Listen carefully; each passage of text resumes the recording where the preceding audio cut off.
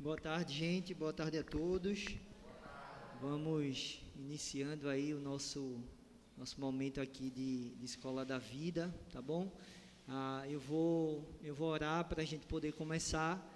Em seguida, se você faz parte aí do Qual é a Novidade, você vai se dirigir ali ao berçário para a sua aula com Danilo, tá certo? Quem tiver aqui na aula comigo pode ficar aqui, logo em seguida a gente vai começar a nossa aula, tá certo? Curva sua cabeça, vamos ao Senhor em oração.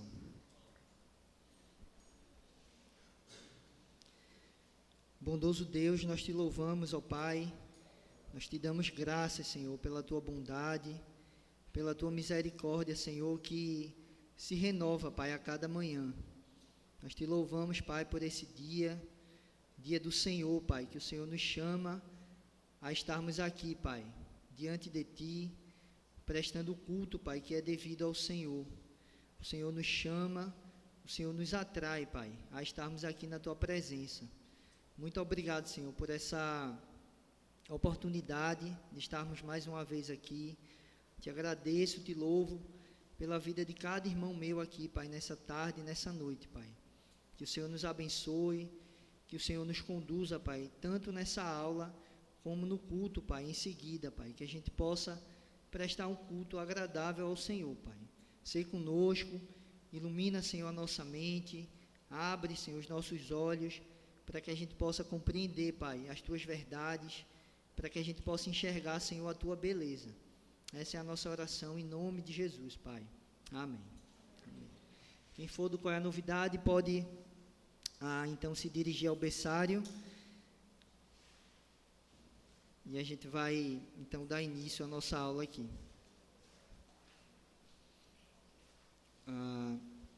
Irmãos, na semana passada a gente falou um pouquinho aqui de Lamentações, né?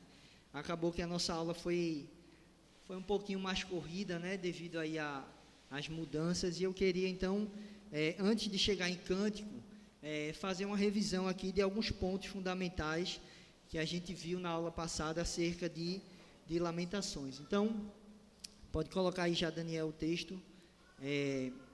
Primeiro, irmãos, a gente viu um ponto importante, é que somente no contexto do pacto a gente pode compreender corretamente o livro de Lamentações, não é? Então, por isso a gente começou esse módulo lá no início. Não sei se você lembra, a gente falou daquele cordão dourado, não é? Que tinha o reino, o pacto e o mediador. Não é? Então, esses conceitos eles são fundamentais para que a gente possa compreender toda a Escritura. E é justamente nesse contexto do pacto, né, onde o Senhor ali desde o início vai colocando bênçãos e maldições para o seu povo, caso ele obedeça, não é, às ordens do Senhor, os mandamentos, mas também há punições ali, caso o povo se desvie. Não é? Então, o livro de Lamentações, ele foi escrito para confirmar a fidelidade de Deus ao seu pacto, não é? Então, aquele pacto lá em Lamentações, capítulo 2, o texto diz que ele fez aquilo que ele havia pronunciado lá no início, não é? Então, mostra a fidelidade ao Senhor, as suas promessas, aquilo que ele prometeu. E aí nós vimos ali alguns textos importantes em relação ao pacto, que estão lá no livro de Deuteronômio. Mas, irmãos, Lamentações também nos mostra que somente o Senhor pode resgatar o seu povo do pecado, não é? A gente vê o povo ali sofrendo um cenário ali de fome, não é? De sofrimento mesmo ali no povo de Deus, mas a gente vê esse mesmo povo que tinha a consciência de que Deus estava o afligindo, esse mesmo povo, ele recorre a esse Senhor, não é? Então, nós vimos que não há atalhos, não é? O povo de Deus só tem ao Senhor para recorrer no dia difícil. Então, nós vimos também que o Senhor nos resgata de forma definitiva por meio do sacrifício de Cristo, não é? Todo aquele cálice, então, que é derramado sobre Cristo, não é? Ele absorve, então, todas as agonias que a gente vê lá em Lamentações, né? Quando o texto coloca lá em primeira pessoa, usando o eu, não é? O Lamentações lá no capítulo 3 vai usando o eu, e a gente vê então que esse eu aponta para a pessoa de Cristo, porque ele é o que sofre todas as agonias pelo seu povo, para que o seu povo, de fato, pudesse ser resgatado.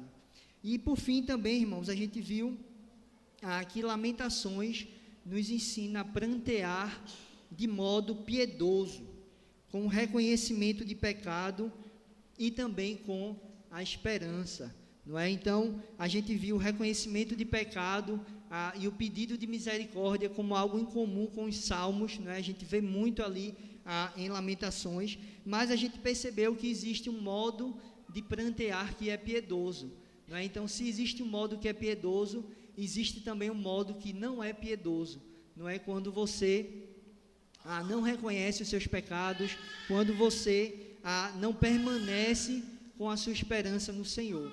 Então, a esperança, não é?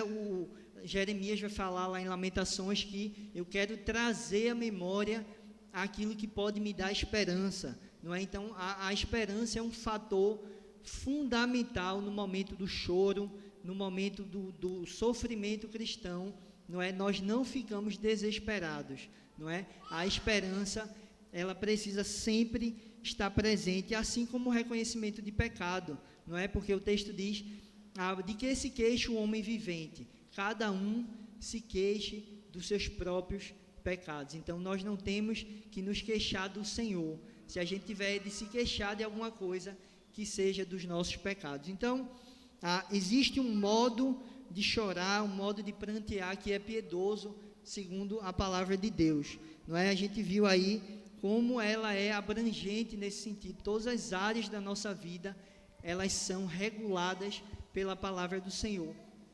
E mais um aspecto importante que a gente viu em Lamentações, que a gente tem ali poemas acrósticos, né? Ou seja, os poemas eles vão seguindo ali o alfabeto, e a gente viu que até isso mostra essa ordenação, mesmo no momento difícil, mesmo no momento ali de desespero, há uma ordenação no texto, são palavras pensadas, colocadas ali no texto, não é? Mostrando ali que não há, embora tenha um sofrimento muito grande, não há ali um desespero, tá certo?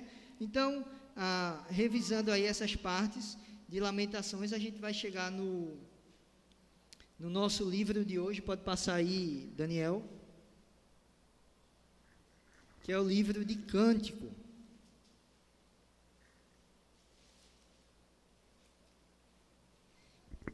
Irmãos, Cântico é um livro que muitas vezes as pessoas se perguntam, né, qual o propósito, né, de Cântico estar na Bíblia, né? Há uma certa dificuldade de compreender ali a mensagem de Cântico, mas o livro de Cântico, ele nos ensina como amar. Se você perceber, cada livro que a gente estudou aqui, a gente usou o como, não é?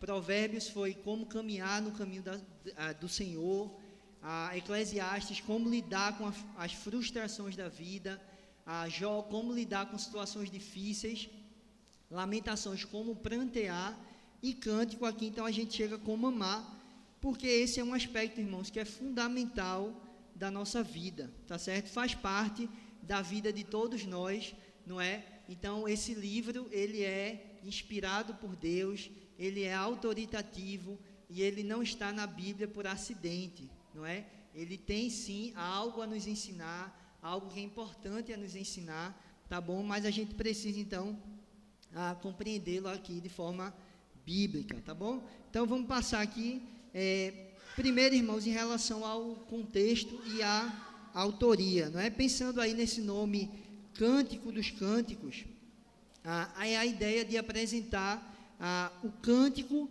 por excelência, não é? Uma ideia do superlativo aqui, que ele está trazendo ao falar esse nome, Cântico dos Cânticos. A gente vê esse tipo de expressão em outras partes da Bíblia, como por exemplo, céu dos céus, como por exemplo, servo dos servos, como por exemplo, santo dos santos. Então a ideia aqui é de um superlativo, ele está falando aqui do cântico por excelência. Aqui há uma exaltação do conteúdo, então, do livro de Cântico.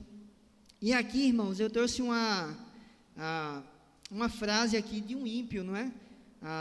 O Johann Goethe, acredito que se pronuncia assim, e ele é do romantismo, né? Bruno já deu um sorriso ali, fazendo um merchan aqui do nosso próximo módulo, que tem a ver aí com esse assunto, mais tarde vocês vão saber.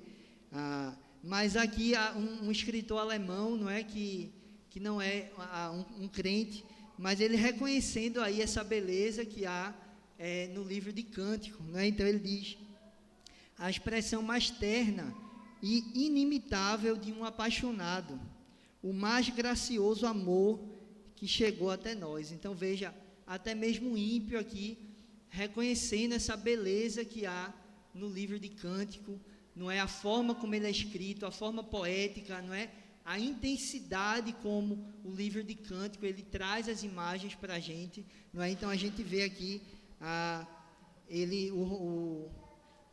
dessa época, então, aqui do romantismo, né, ele fazendo uma análise aqui do livro de Cântico. Então, pode passar aí, Daniel. É Daniel que está lá, não, né? Alice, né? Eu vi Daniel ali. Eu disse, continuando aqui, irmãos, em relação ao contexto, todas as indicações nos dão Salomão como o autor de Cântico. Então, abra aí, por favor, em 1 Reis, capítulo 4. 1 Reis, capítulo 4, versículos 32 e 33. A gente já leu esse texto aqui.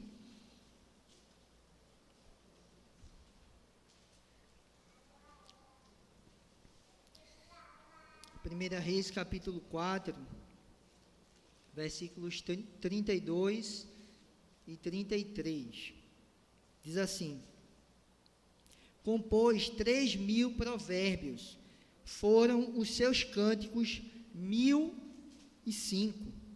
Discorreu sobre todas as plantas, desde o cedro que está no Líbano, até o isopo que brota do muro. Também falou dos animais e das aves, dos répteis e dos peixes. Então, veja aqui que Salomão, além de compor os provérbios, ele também fazia os cânticos, não é? Mas é interessante, irmãos, porque cântico, ele apresenta cerca de 21 variedades de plantas e 15 animais. Veja como está ligado essa sabedoria aqui de Salomão, porque o texto aqui de Reis diz que ele falava sobre as aves, sobre os animais, sobre os peixes, sobre os répteis, ou seja, mostrando essa sabedoria completa aqui do rei Salomão. E mesmo no livro de Cântico a gente vê sinais dessa sabedoria aqui, quando Salomão ele vai fazendo ali comparações durante o seu texto, tá bom? Mais um fator que aponta então para Salomão, né, e o período que foi escrito o livro, lá em Cântico capítulo 6, versículo 4, se você puder abrir aí também, vamos abrindo junto.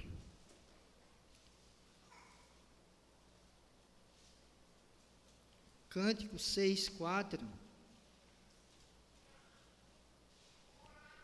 O texto diz assim: formosa és, querida minha, como Tisa, aprazível como Jerusalém, formidável como um exército com bandeiras. Então, a cidade de Tisa aqui é uma cidade que ficava ao norte, não é? Então, o fato aqui de ser falado dessa cidade no sentido positivo, aponta para o período em que o reino ainda estava unido, ou seja, o reino ainda não estava dividido em reino do norte e reino do sul. Então aqui ele fala da cidade de Tisa de uma forma positiva, e tem mais outras citações em relação à questão de localidade, que aponta justamente para esse período onde o reino ali ele estava unido. Então a gente chega realmente a Salomão como de fato sendo aquele que escreveu o livro de Cântico. Mas, irmãos, pode passar aí, Alice. O que seria, então, esse livro, não é? Uma canção, um drama, uma leitura dramática. Como é que a gente pode olhar, então, para o livro de Cântico? O primeiro ponto, irmãos, é que nenhuma anotação musical sobre músicas ou instrumentos acompanha o cântico. Como em muitos salmos, por exemplo, a gente vê esse tipo de acompanhamento aí, mas em Cântico não tem esse acompanhamento em relação a instrumentos, não é? Então a gente já começa a perceber que se refere, essa ideia de cântico dos cânticos, se refere ao conteúdo do livro em si.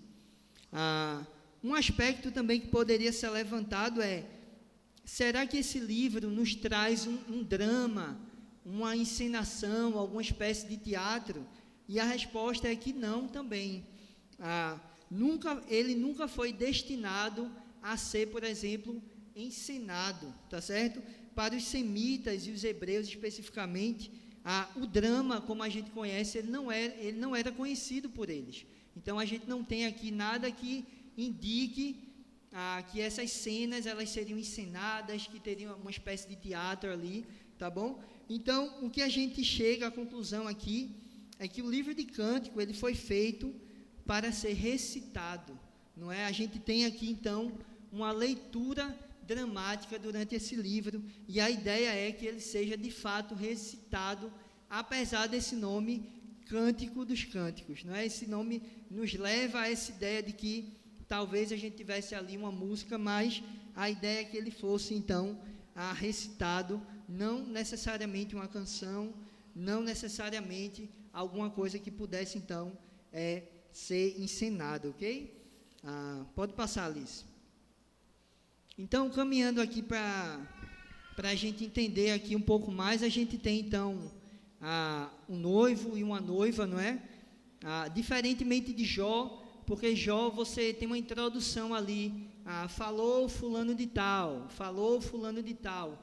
Em Cântico a gente percebe a mudança pela linguagem ali, ele não dá essa indicação de quem está falando nesse momento e quem está falando naquele momento, tá bom?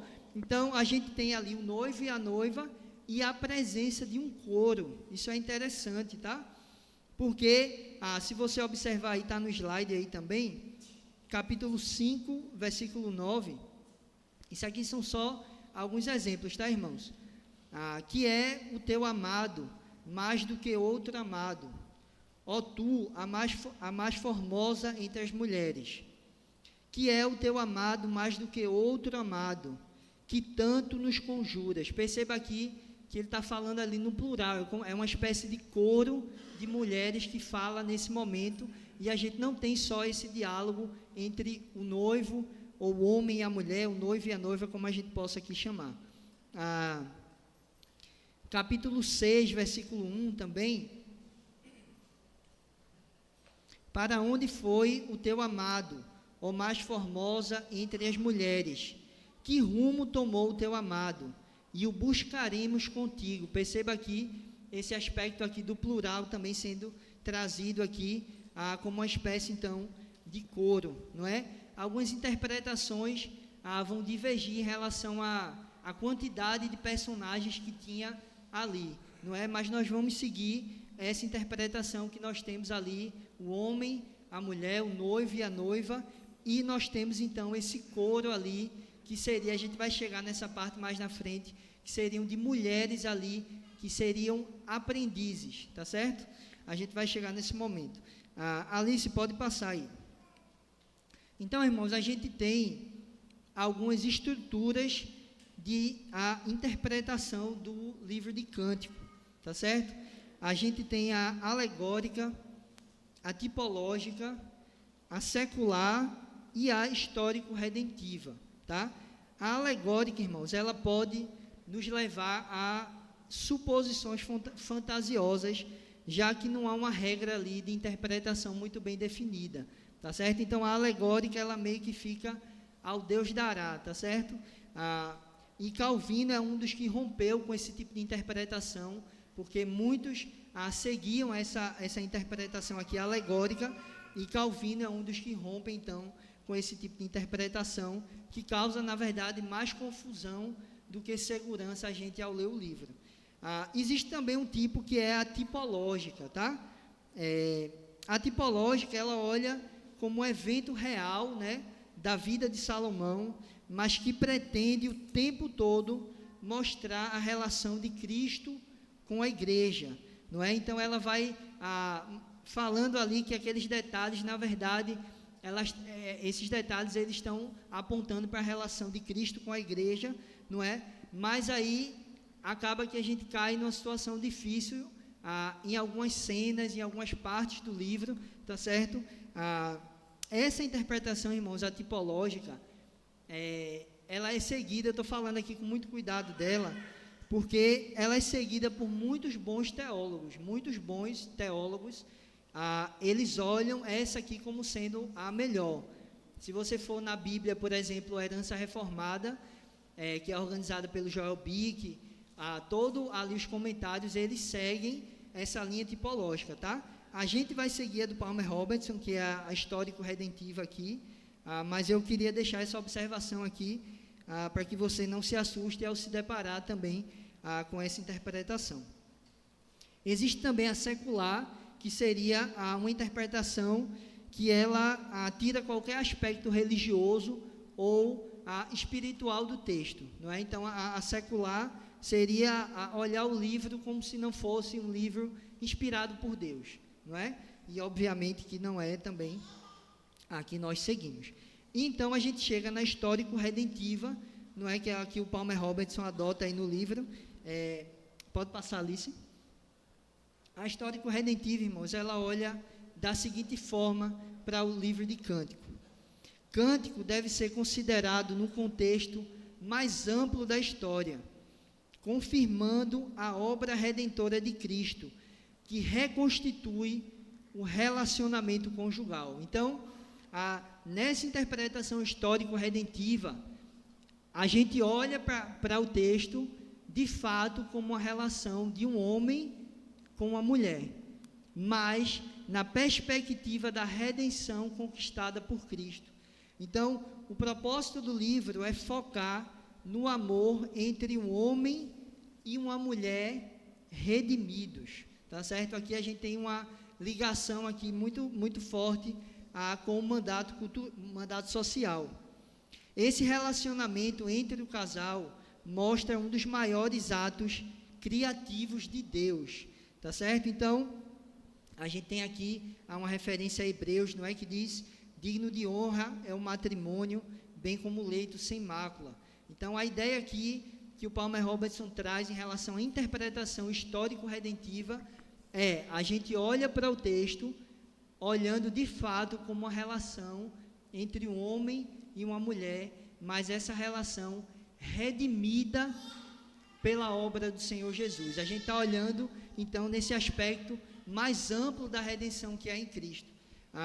Para ajudar a gente a entender, eu trouxe aqui um trecho do livro, pode passar aí, Alice, que ele diz assim: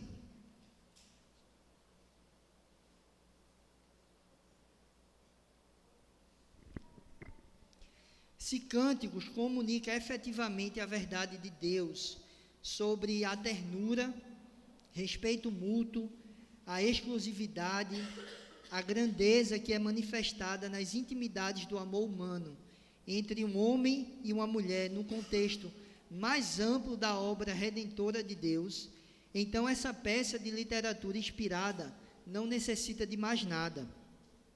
Se Cânticos comunica tais verdades no contexto canônico da redenção, encontrado verdadeiramente em Cristo, essa é certamente uma base adequada para ressaltar a natureza do livro centrada em Cristo. Pode passar, Alice. Nenhuma outra mensagem deve ser encontrada. Se for afirmado que Cânticos enfoca as glórias do amor humano na ordenação criacional do casamento, como restaurado na redenção, essa é uma razão suficiente para a sua existência. A relação de amor entre Cristo e a sua igreja, não encontrada no próprio texto de Cânticos, não precisa ser introduzida para ampliar a centralização cristológica do livro. Sua obra de redimir o relacionamento do casamento humano é suficiente e mais do que suficiente para esse livro no cânon. Então, o foco aqui do Palmer Robertson é olhar nessa perspectiva histórico-redentora, não é? Ele fala, então, desse relacionamento homem e mulher redimido, então, pela obra de Cristo, não é? E ele fala então que isso é um motivo suficiente para que de fato a gente possa olhar para o Senhor, não é? E para que esse livro ele faça parte do cânon e que ele seja bíblico, e ele traz um aspecto também que é fundamental na nossa vida, ok? Então, pode passar, Alice. Alguns pontos, irmãos, então, principais de Cântico, tá? A gente não vai entrar em todos os detalhes aqui do livro, mas eu queria trazer aqui alguns aspectos fundamentais. A experiência do amor em sua forma mais intensa, renovada pela restauração e redenção de Deus. Então, é olhar para esse relacionamento, o casamento, como instituído por Deus, mas essa experiência, então, de forma plena e intensa, como o Senhor criou para ser, e como a partir da redenção que é em Cristo Jesus, a gente pode, então, experimentar novamente esse tipo de relação. Um segundo aspecto aqui também importante em relação a Cântico, é a união conjugal nas bênçãos da redenção. É uma verdade que deve ser transmitida de geração em geração. Esse é um aspecto também, irmãos, fundamental, e o livro não está à toa, não é? Esse é mais um aspecto da vida, é mais uma área da vida que precisa ser transmitida para as novas gerações. E para ajudar aqui, eu peço que você abra em Tito, capítulo 2.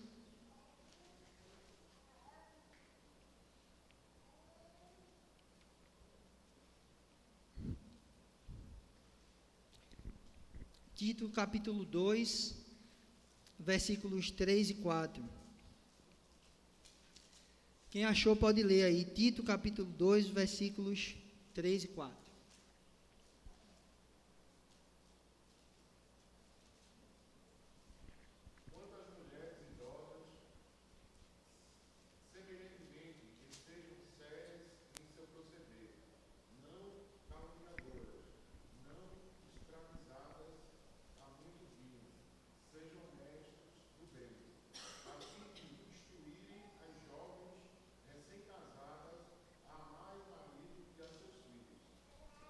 Perceba aqui essa responsabilidade das mais velhas em instruírem as recém-casadas a amarem aos seus maridos e aos seus filhos. Então perceba aqui essa ideia de você, dessa sabedoria que é transmitida pelo povo de Deus, de geração em geração.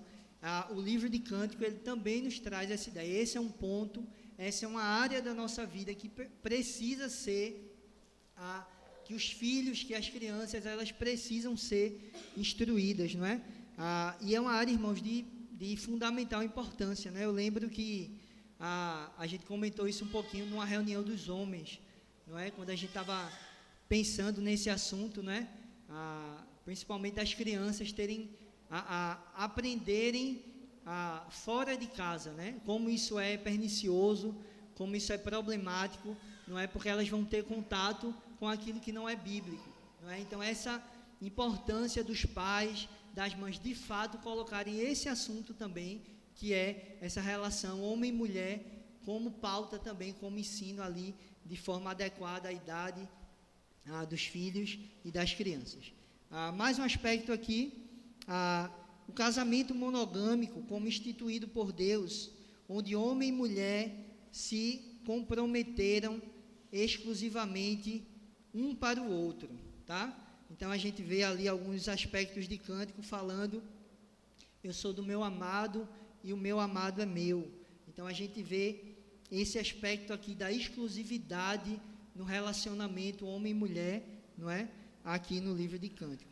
Apenas dessa forma, então, é possível experimentar todas as riquezas do matrimônio e do casamento, ok? Então, irmãos, a gente, em relação a Cântico aqui, a gente vai até aqui, tá bom? Mas eu queria relembrar algumas coisas. Hoje é a nossa última aula desse módulo, tá certo? Eu espero muito que tenha incentivado você a buscar conhecer mais esses livros, não é? Se a gente fosse expor cada livro desse versículo por versículo, talvez a gente passasse aqui anos, não é? Seria uma exposição de anos, não é? Mas eu espero que de fato isso tenha incentivado a você, porque a ideia é que a gente viva aquilo que a gente fala, não é? Que não seja só uma teoria. E esses livros, eles nos ensinam a prática da vida cristã, como de fato andar de modo piedoso. Então, lá em Provérbios a gente viu como caminhar no caminho do Senhor. Em Eclesiastes, como lidar com as frustrações da vida. Em Jó, como lidar com situações difíceis. Em Lamentações, como prantear. E em Cânticos, como amar. Perceba aqui que a gente tem quase todas as áreas aqui, todas as áreas da nossa vida, não é? Nesses livros aqui, de forma muito prática, tá certo? E eu espero que você tenha se sentido motivado a buscar um pouco mais, a querer ler esses livros, para que de fato você possa viver de forma piedosa. Mas eu quero revisar aqui 2 conceitos aqui que a gente trouxe lá na primeira aula. Primeiro, o conceito de temor do Senhor. Pode passar, Alice. Temor do Senhor, então, a gente fez essa definição lá na primeira aula, porque o temor do Senhor é o princípio da sabedoria, não é? Então, essas 2 definições, elas precisam estar muito bem fincadas no nosso coração. Primeiro, o temor do Senhor concentra-se em ninguém menos do que um único Deus verdadeiro. Não é um temor de uma divindade, não é um temor de uma força superior, mas é no Deus do pacto, no Deus da aliança, tá certo? Segundo ponto, o temor não deve ser reduzido a uma simples reverência, deve incluir um reconhecimento de que Ele é o juiz. Terceiro ponto, então, esse temor nunca deve se sobrepor a uma confiança contínua em Javé, na sua bondade e na sua graça. Esse temor não é algo que nos afasta de Deus, pelo contrário, é algo que nos faz ir de joelhos até Ele, mas ir até Ele, não é? E não nos afastarmos do Senhor. Então, temor de Javé, o temor do Senhor, significa amá-lo com tudo o que você é e confiar nele com tudo o que você possui, tá certo? Temor de Javé significa amá-lo com tudo o que você é e confiar nele com tudo que você possui. Então, esse é o princípio da sabedoria, mas pode passar aí, Alice. Eu quero trazer, então, a definição, mais uma vez, de sabedoria, que é sabedoria, é a habilidade de entender os princípios básicos inerentes na ordem criada de Deus e viver através de tais princípios. Sabedoria é viver a plenitude da vida, com uma consciência constante de responsabilidade diante de um Criador e Redentor, amoroso, gracioso e justo. Isso é sabedoria, irmãos, é entender aquilo que Deus criou e viver com essa consciência constante que nós estamos diante dele, mas que esse Redentor, que esse Deus é amoroso, que ele é gracioso e que ele, então, é justo. E, por fim, eu quero ler também um trechinho da nossa confissão de fé, não podia faltar, não é? Capítulo 1, no ponto 6, a gente falou disso também lá na primeira aula. Todo o conselho de Deus concernente a todas as coisas necessárias, observe, para a glória dele, para a salvação, para a fé e para a vida do homem, ou é expressamente declarado na Escritura, ou pode ser lógica e claramente deduzido dela, não é? Então, na Bíblia, a gente tem tudo o que a gente precisa para viver de modo piedoso. Como lidar com situações difíceis, como viver em família, como criar filhos, como passar pelo sofrimento, como amar. Todas as áreas, irmãos, da nossa vida, nós podemos encontrar na Escritura Sagrada como a gente deve viver. tudo está expressamente declarado na Escritura, ou pode ser lógica e claramente deduzido dela, não é? Que bênção, que privilégio a gente tem, não é? De ter a Escritura Sagrada, de termos os nossos olhos abertos pelo Senhor, para que a gente possa viver de modo piedoso, não é? A vida, o sentido da vida, ele começa quando a gente conhece a Cristo, não é? Nada que a gente possa fazer ou buscar aqui nesse mundo vai encher e vai completar o nosso coração, não é? Então, eu incentivo você demais a buscar, a ler esses livros, né? Buscar se aprofundar, né? Para quem aí aconselha também, todos nós somos conselheiros, não é? Então, nada melhor do que conhecer os livros de sabedoria, para que você possa aconselhar os seus irmãos, para que primeiro você viva de modo piedoso, mas também para que você possa aconselhar os seus irmãos na caminhada, tá bom? Alguém deseja colocar alguma coisa, quer fazer alguma observação, trazer alguma pergunta também?